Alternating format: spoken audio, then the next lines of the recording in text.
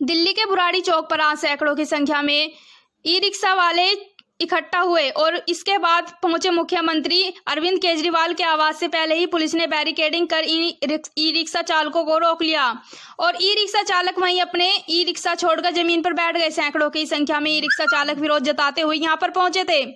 कुछ दिल्ली की सामाजिक संस्थाएं भी इनके साथ पहुंची। इनकी मांग है कि दिल्ली सरकार द्वारा करीब 200 से ज्यादा सड़कें नोटिफाई की गई हैं जिन पर ई रिक्शा प्रतिबंधित कर दी गई है। मुख्य सड़कों पर ई रिक्शा नहीं चल पा रही है। अंदर की अंदर छोटे रास्तों पर ई रिक्शा को अनुमति दी है, इसका यह विरोध जता रहे हैं। इनका कहना है कि अंदर के रास्तों पर इतनी सवारी नहीं होती और इनकी ई रिक्शा की किस्त भी नहीं निकल पाते। इनके परिवार भूख के कगार पर आ गए हैं।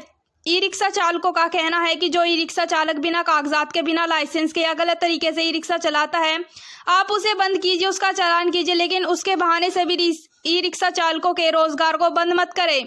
साथ ही दिल्ली पुलिस पर भी आरोप लगा रहे हैं कि दिल्ली पुलिस ने प्रताड़ित करती है। लेकिन सड़कों के मुद्दे को लेकर अरविंद केजरीवाल के आवास पर पहुंचे तो पुलिस द्वारा इन्हें रोक लिया गया। केवल 6 से 7 लोगों को ही अंदर आने की अनुमति दी गई, जो अपना ज्ञापन लेकर मुख्यमंत्री आवास में गए तो मुख्यमंत्री उनसे नहीं मिल पाए। अधिकारियों ने उनसे वह ज्ञापन नहीं लिया और उसके बाद उन्हें आश्वासन मिला है। ई रिक्शा चालकों का कहना है कि वे गरीब लोग हैं, वह तो अनुरोध ही कर सकते हैं। दिल्ली सरकार से अनुरोध कर रहे हैं कि वह इन ई रिक्शा चालकों के रोजगार को बंद ना करें। अगर हम दिल्ली की बात करें तो दिल्ली में ई रिक्शा तकरीबन पूरी दिल्ली के अंदर चल रही हैं, लेकिन वहीं 200 से ज़्यादा सड़कें नोटिफाई करके उनको बंद कर दिया गया है, क्योंकि भीड़ की वजह से लोगों की आने जाने में बड़ी परेशानी का सामना करना पड़ता है। अब देखना होगा कि आखिरकार दिल्ली सरकार इन लोगों की सुनती है या नहीं। ये एक बड़ी बात है कि इतनी तादाद में ई रिक्शा केजरीवाल के यहाँ पर जाना और उन्हें अंदर ना जाने दिया, उनसे बात नहीं की गई, उनकी कंप्लेंट तक की नहीं ली गई। कहीं ना कहीं सरकार भी इसमें घिरती हुई नजर आ रही है। देखिए हमारी इस रिपोर्ट में। हमारे चैनल को लाइक, शेयर और सब्सक्राइब करना ना भूलें, जिससे हर खबर आपको मिलती रहे। देश दुनिया की ताज़ा तरीन खबर देखने के लिए रफ्तार न्यूज़ चैनल को लाइक, शेयर और सब्सक्राइब करना ना भूलें। देखिए इस रिपोर्ट में क्या हुआ।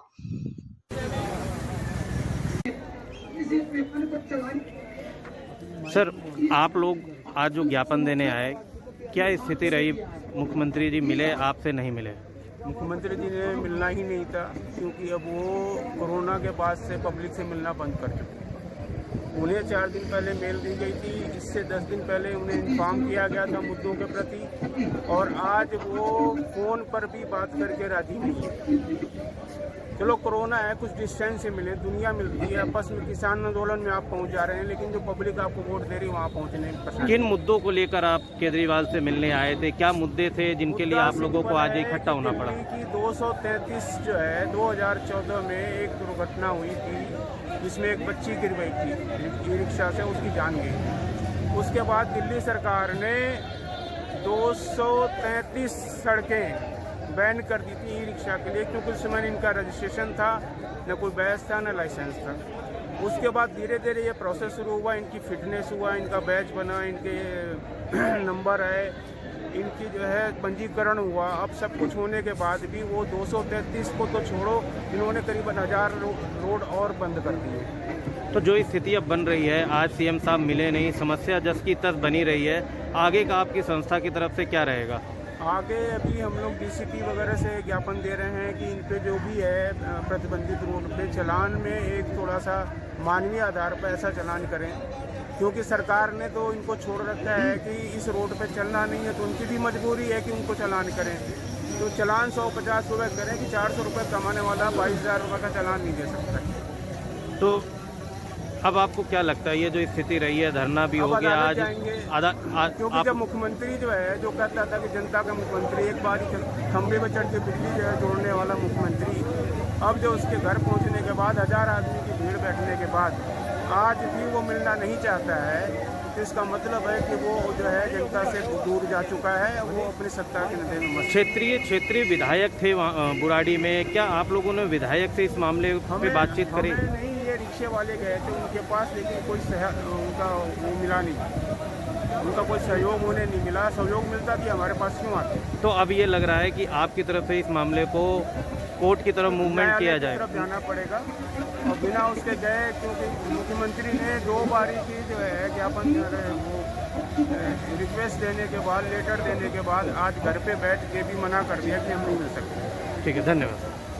क्या मुद्दा है, क्यों आप सीएम हाउस पर जा रहे हैं? देखिए, ई रिक्शा के लिए दिल्ली में जो है 236 रोड जो हैं प्रतिबंधित कर दिए गए हैं। अब मेन मुद्दा ये है कि कई रोड तो ऐसे हैं जहाँ कोई अन्य विकल्प ही नहीं है रिक्शा के लिए, घर से निकलने के लिए, वो आगे जाने के लिए। तो जब वो रिक्शा चला नहीं पाएंगे तो 20-20 हज़ार रुपये का उस पर चालान कटता है।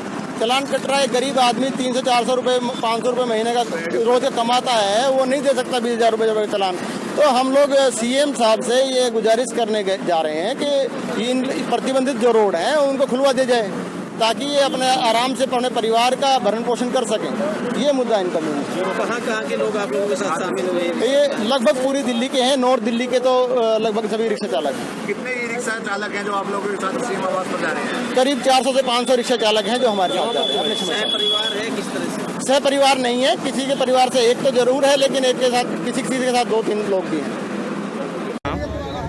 संजय पासवान। संजय जी, आज आप यहाँ मुख्यमंत्री आवास पर आए, प्रोटेस्ट हुआ, धरना हुआ, क्या लगा, आपकी मांगे मानी जाएंगी? सर, हम आपको तो उम्मीद ही है कि हमारे जो 270 रूट है, ये हमारे जो एरिया पड़ता है, उनकी हटाया जाए ताकि गरीब आदमी 2 पैसे कमाए, अपने बाल बच्चे पाले। क्योंकि जब से हमारी ये रिक्शा आई है, जब से 270 न्यूज जो रोड बंद हुई है, उससे पूरा जनता, पब्लिक, रिक्शे वाले, बैटरी वाले सब परेशान हो रखे हैं। खाली साल पर 20,000 चला आ रहे हैं, नहीं दे पाएंगे भैया। मुझे रिक्वेस्ट है सरकार से, ये 270 रूट जो है हम लोग का नो एंट्री वाला, उसका खत्म किया जाए ताकि रिक्शा बंद कर दिया जाए। चाहे ये प्रदूषण, क्योंकि हमारे में प्रदूषण नहीं है, तो जब ये प्रदूषण नहीं है तो नो एंट्री किस बात की है?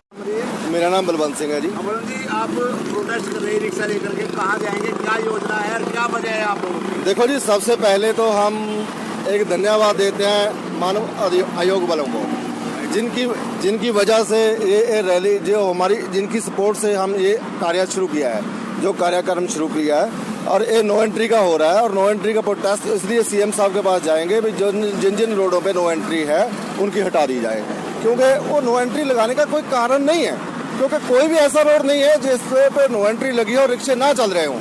तो इसलिए कोई ऐसी वजह बना दी जाए और रिक्शा भी चलता रहे और नो एंट्री भी हट जाए, क्योंकि नो एंट्री अगर जा तो नो एंट्री यहाँ प्रतिबंधित है तो प्रतिबंधित है, ऐसा तो कोई हो ही नहीं रहा है।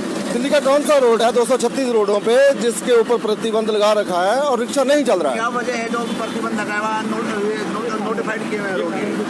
देखो जी, ये नोटिफाई दिल्ली सरकार ने पहले कोई कारण हुआ था, कोई रिक्शा आइडेंटिफाई नहीं हो रहे थे, तो दिल्ली सरकार ने इसके ऊपर प्रतिबंध लगा दिया था।